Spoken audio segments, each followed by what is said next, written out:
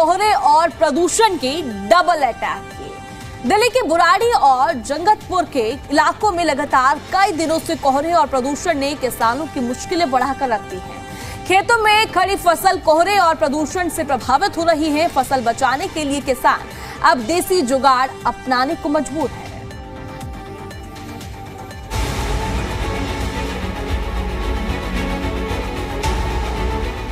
राजधानी दिल्ली में कोहरा और प्रदूषण की मार पड़ रही है, जिसका असर लोगों की जीवन पर सीधा देखने को मिल रहा है।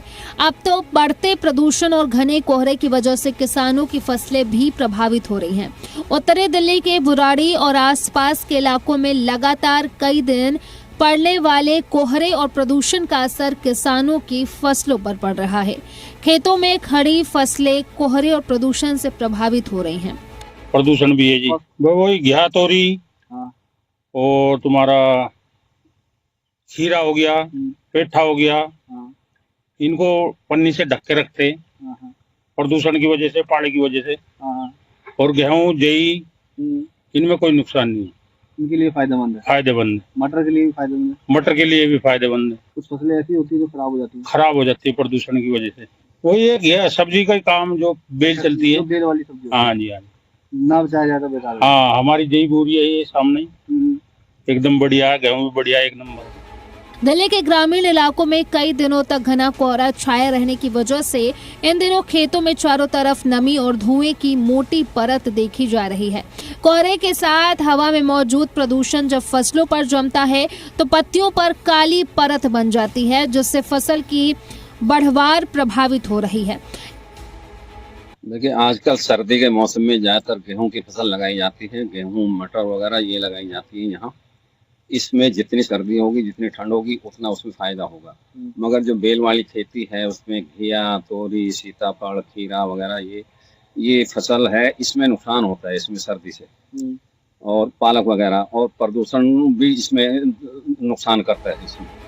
किसानों का कहना है कि कुछ फसलों जैसे गेहूं और सरसों को हल्की नमी से फायदा जरूर होती है, लेकिन जब कोहरे के साथ प्रदूषण गिरता है तो वही नमी नुकसान में बदल जाती है। खासकर हरी सब्जियों, पालक, मेथी, धनिया और फूलों की खेती पर इसका सीधा असर देखने को मिल रहा है। अब फसल को बचाने के लिए किसानों ने खेतों में पॉलिथीन कैनल और अस्थायी ढकाव का सहारा लिया है। इन जो सब बेल वाली जो फसलें हैं उसमें प्रदूषण ओस के साथ बैठता है और पत्तों पे चिपकता है ना, तो उसमें नुकसान पहुंचाता है। अच्छा। लेकिन गेहूं और मटर वगैरह ये उसमें फायदा उठाती हैं, फायदा होता है। कुछ फसलें ऐसी होती हैं जिनको बचाया जाता है। ये बेल वाली फसलें हैं, इनको पॉलीथीन लगा करके, आजकल जो टेक्नोलॉजी है उसमें पॉलीथीन से ढक करके इनको प्रदूषण से और सर्दी से बचाने का काम किया जाता है। कोहरा और प्रदूषण की दोहरी मार ने किसानों की चिंता बढ़ा दी है। प्रभावित किसान अब नुकसान की मुआवजे की मांग कर रहे हैं, क्योंकि खराब हुए फसलों की मुआवजा के लिए दर दर भटकना पड़ता है। अब देखना होगा कि प्रशासन और सरकार इस समस्या पर क्या कदम उठाती है।